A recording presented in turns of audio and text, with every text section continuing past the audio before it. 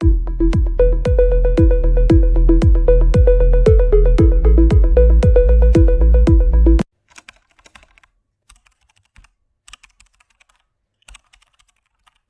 Video में हम आपको बताएंगे कि कम्पिटिटिव एग्जाम में जो नंबर सिस्टम पर आधारित जो क्वेश्चंस आते हैं उनको कैसे हल करेंगे। जैसे हमारे पास एक क्वेश्चन है, इनमें से कौन सी संख्या 8 और 3 दोनों से विभाजित है, और 4 ऑप्शन दे दिए गए हैं। तो इसमें हमें 8 और 3 से विभाज्यता की जांच करनी है। तो सबसे पहले हम 3 से देखते हैं। तो 3 से देखते हैं, 3 के लिए नियम क्या था कि संख्याओं का योग किसी भी संख्या के अगर जोड़ने पर वो संख्या जो आती है 3 से विभाजित होती है, तो पूरी संख्या भी 3 से विभाजित हो जाएगी। सबसे पहले पहला नंबर चेक करते हैं। 8 6 14, 14 2 16, 16 3 19, मतलब इसका जो सम आ रहा है वो 19 आ रहा है, तो ये संख्या 3 से विभाजित नहीं होगी। दूसरा चेक करते हैं। 9 2 11, 11 1 12, 12 6 18, 18 ये 3 से तो विभाजित हो गई, लेकिन अभी इसका 8 से चेक करना बाकी है। तीसरा नंबर ये है 9 और 3, 9 3 12, 12 12 4 16, 16 और 5 21, इसका जोड़ 21 आ रहा है, ये भी 3 से विभाजित हो जाएगी।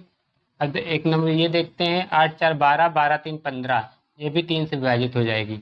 अब 3 से विभाजित होने के लिए ये 3 संख्या 3 से विभाजित हो रही हैं।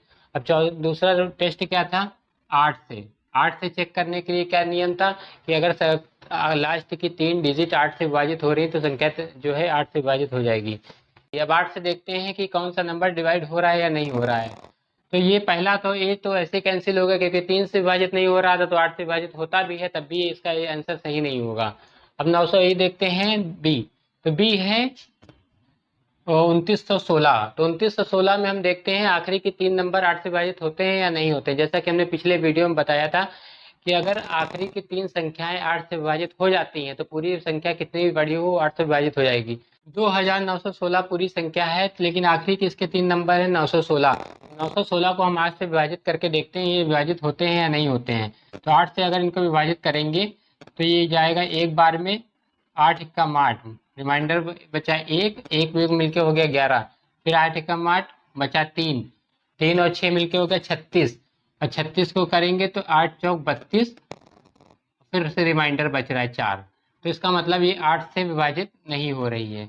और नेक्स्ट दूसरा नंबर ऑप्शन की तरफ बढ़ते हैं। 3954 ये संख्या आपकी 3 से विभाजित हो रही थी। अब देखते हैं 8 से विभाजित हो रही है या नहीं हो रही है। तो लास्ट के 3 डिजिट हैं आपके 954। 954 को अगर हम 8 से विभाजित करते हैं तो 8 एकम 8, एक बार में गया, एक ये तो 7 ये मिलके हो गया 15, फिर 8 एकम 8 बचेगा, करेंगे इसमें 7 बचेगा, ये 4 मिलके हो गया 74। तो 8 8 64, 8 9 72 होता है।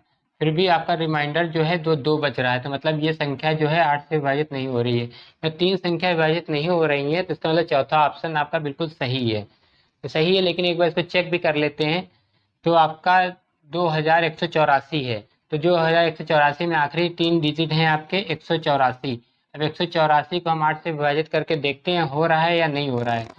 तो 8 से जब करेंगे तो 8 दूनी 16, 8 दूनी 16 और बचा इसका 2 और ये 4 मिलके हो गया 24।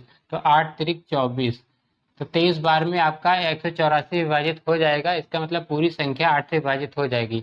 तो इस क्वेश्चन क्या पूछ रहा था, इनमें से कौन सी ऐसी संख्या है जो 8 और 3 दोनों से विभाजित हो रहे। तो ये आपका ऑप्शन डी बिल्कुल सही है, क्योंकि ये आपका 8 और 3 दोनों से विभाजित हो रहा है। इसी तरह के क्वेश्चन आपके कॉम्पिटिटिव एग्जाम में पूछे जाते हैं, और इसी आप शॉर्ट ट्रिक जो हमने पिछले वीडियो में बताए थे उसी के अकॉर्डिंग आप इनका आंसर बहुत ही कम समय में निकाल सकते हैं। एक और क्वेश्चन देखते हैं, इनमें से कौन सी संख्या 18 से विभाजित हो रही है। ये 4 ऑप्शन दिए हुए हैं, इसमें से देखते हैं कौन सा ऑप्शन सही है। तो 18 से विभाजन के लिए हमने आपको बताया था कि 18 के ऐसे फैक्टर करने हैं जिसका HCF 1 हो। तो 18 के ऐसे फैक्टर क्या होंगे, 18 के ऐसे गुणनखंड हम करेंगे 9 और 2 में, 18 को 9 और 2 में गुणनखंड करेंगे तो इसका HCF जो होगा वो आपका 1 आएगा। तो अब हमको इसको डिविजिबिलिटी चेक करने के लिए हमको 18 से डिवाइड करने की ज़रूरत नहीं है। अब हम इसको डिवाइड करेंगे 9 और 2 से। तो 9 से 2 से आगे जब करेंगे तो हमारा क्वेश्चन और भी आसान हो जाएगा। तो 2 से हम चेक करने के लिए हमने आपको बताया था कि किसी भी संख्या के जब यूनिट डिजिट में कोई भी सम संख्या हो या जीरो हो तो पूरी संख्या 2 से विभाजित हो जाएगी। अब चेक करते हैं। तो जो पहला आपका ऑप्शन है ये यहाँ पे सम संख्या है तो ये 2 से विभाजित हो जाएगी। दूसरा चेक करते हैं तो ये विषम संख्या है, 2 से विभाजित नहीं होगी। ये भी विषम संख्या है तो 2 से नहीं होगी। ये 0 है, ये 2 से हो जाएगा।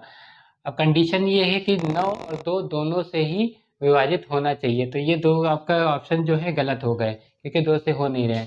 अब ये 2 बचे हुए हैं तो 2 में हम और देखेंगे 9 से विभाजित हो रहे हैं या नहीं हो रहे हैं।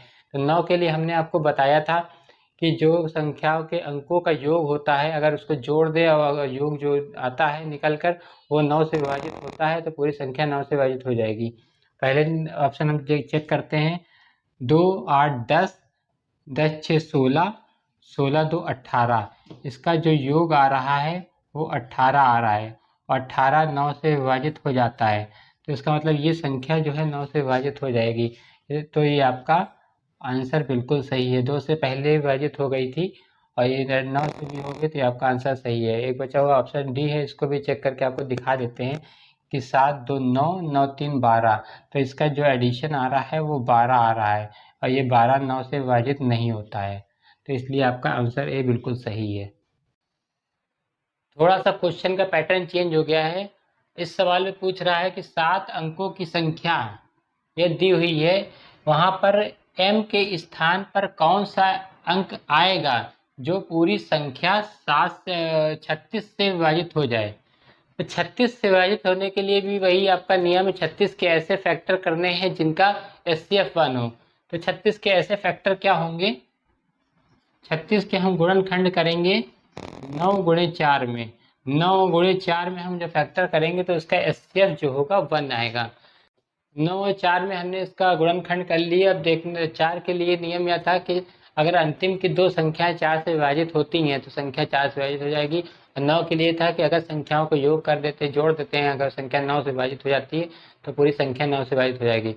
तो m के लिए हम एक एक नंबर पुट करके देखते हैं कि कौन सा नंबर जो है रखने से 4 और 9 से डिवाइड हो जाता है। तो अगर 0 यहाँ पे रखेंगे तो 0 4 मतलब ये 4 से विभाजित हो जाएगा, लेकिन क्या ये 9 से विभाजित होगा। 9 से विभाजन के लिए अगर यहाँ पे हम 0 रखेंगे तो संख्या हो जाएगी 8 6 14, 14 4 18, 18 और 3 21, 21 2 22, 22 2 27।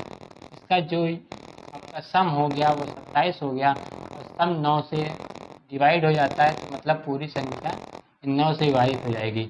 इसका मतलब आपका आंसर ए बिल्कुल सही है। ये आपका ए में ही आपका आंसर मिल गया। तो इसका आंसर तो आपको पहले ही ऑप्शन में मिल गया, लेकिन अब बाकी के नंबर भी आपको चेक करके दिखा देते हैं। तो दूसरा नंबर है आपका 4। अगर m की जगह हम 4 पुट करेंगे तो 4 44 होगा। ये 4 से तो विभाजित हो जाएगा, लेकिन क्या है 9 से विभाजित होगा।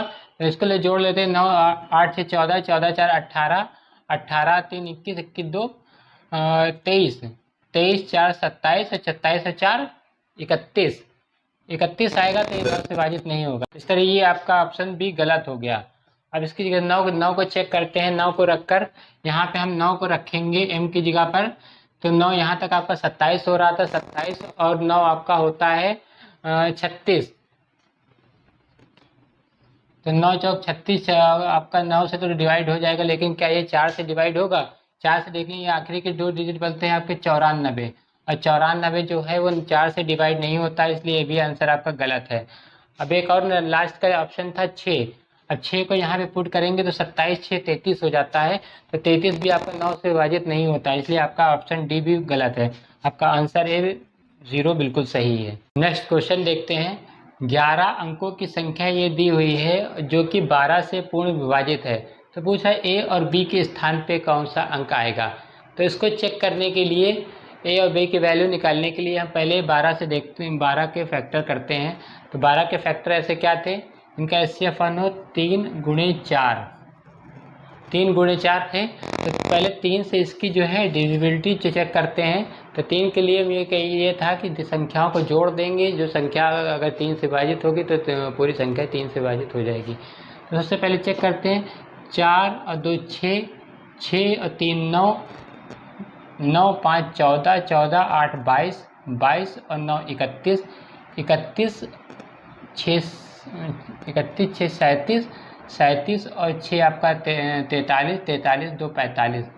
इसका सम जो है 45 आ रहा है, सम 45 आ रहा है। और 45 जो है 4 5 4 9 ये जो है 3 से विभाजित हो जाता है। अब इनमें से पहले इसी ऑप्शन में इसका आंसर निकल आएगा कि इनको जोड़ कर देखेंगे, अगर वो 45 के ऐड करने के बाद में अगर ये 3 से विभाजित होते हैं तो आपकी संख्या 3 से विभाजित होगी, अन्यथा नहीं होगी। तो 8 और 5 13, 45 आपका विभाजित पहले से हो रहा था, 13 ऐड कर देंगे तो ये 3 से विभाजित नहीं होगा। 7 4 11, 11 ऐड कर देंगे तो ये 3 से विभाजित नहीं होगा। 6 और 3 9, 6 और 3 9 ऐड करेंगे तो ये 3 से विभाजित हो जाएगा। 5 2 7 ऐड करेंगे तो विभाजित नहीं होगा। तो इसके लिए आपको आगे बढ़ने 4 से चेक करने की जरूरत ही नहीं पड़ी, आपका 3 में ही आंसर आ गया, क्योंकि 3 गलत है 1 सही है, तो यही आपका आंसर सही है। नेक्स्ट क्वेश्चन देखते हैं, इनमें से कौन सी संख्या 11 और 12 दोनों से विभाजित हो रही है। तो 11 सबसे पहले 11 से चेक करते हैं। 11 के लिए हमने आपको बताया था कि किसी भी संख्या के अल्टरनेटिव अंकों के योग का अंतर अगर 11 से विभाजित हो रहा है या अंतर 0 आ रहा है तो कोई भी संख्या हो 11 से विभाजित हो जाएगी। तो ऑप्शन ए में इसको ट्राई करते हैं। तो ऑप्शन ए में अल्टरनेटिव नंबर है पहले 7, 4 और 3, 4 3 का योग किया हो गया 7, बचा 8, इसमें माइनस करेंगे तो इसका डिफरेंस 1 आ रहा है, तो ये जो है 11 से विभाजित नहीं होगी। दूसरे में चेक करते हैं, अल्टरनेटिव नंबर है 3 और 6 9, दूसरा नंबर अल्टरनेटिव नंबर 9 0, 9 माइनस करेंगे तो इसका जो डिफरेंस है 0 आ रहा है, मतलब ये संख्या 11 से विभाजित हो जाएगी। फिर यहाँ पर तीसरे में चेक करते हैं, 8 और 3 11 माइनस 5 4 9, इसका डिफरेंस जो 3 आ रहा है तो ये भी 11 से विभाजित नहीं होगी। लास्ट चेक करते हैं, 8 और 6 8 4 12 माइनस 6 6 12, तो इसका डिफरेंस 0 आ रहा है, तो ये भी जो है संख्या 11 से विभाजित हो जाएगी। और दो संख्या आपकी 11 से विभाजित नहीं हुई, दो आपकी हो गई, तो मतलब ये आपको दो ऑप्शन मिल गए बी और डी। जो भी आपका ऑप्शन होगा बी और आंसर होगा बी और डी में होगा। अब 12 से बचा हुआ है तो 12 से भी चेक कर लेते हैं। तो 12 के लिए आपका क्या था, ऐसे दो फैक्टर कौन से थे जिसका HCF 1 हो, उनके फैक्टर थे 4 और 3, 4 और 3। 4 और 3 के लिए से अगर 4 और 3 से ये दोनों संख्या विभाजित हो जाएंगी तो 12 से विभाजित हो जाएंगी। तो सबसे पहले बी ऑप्शन देखते हैं। 3 के लिए था संख्याओं का योग, 6 3 9 9 9 18, 18 3 से विभाजित हो जाता है, मतलब ये संख्या 3 से विभाजित हो जाएगी। 4 के लिए था अंतिम के दो अंक 4 से विभाजित होने चाहिए, तो 60 भी जो है 4 से विभाजित होता है, तो आपका ये 3 से विभाजित हो गया, 4 से विभाजित हो गया, 11 से विभाजित हो गया, तो मतलब आपका आंसर बी, ऑप्शन बी आपका बिल्कुल सही है। तो इसके लिए चेक करते हैं, तो 6 4 10, 10 8 18, 18 से 24, 24 तो आपका 3 से विभाजित हो रहा है, लेकिन ये जो 86 है, ये 86 आपका 4 से विभाजित नहीं हो रहा है, इसलिए आपका ये आंसर भी गलत है, आपका ऑप्शन आंसर भी बिल्कुल सही है।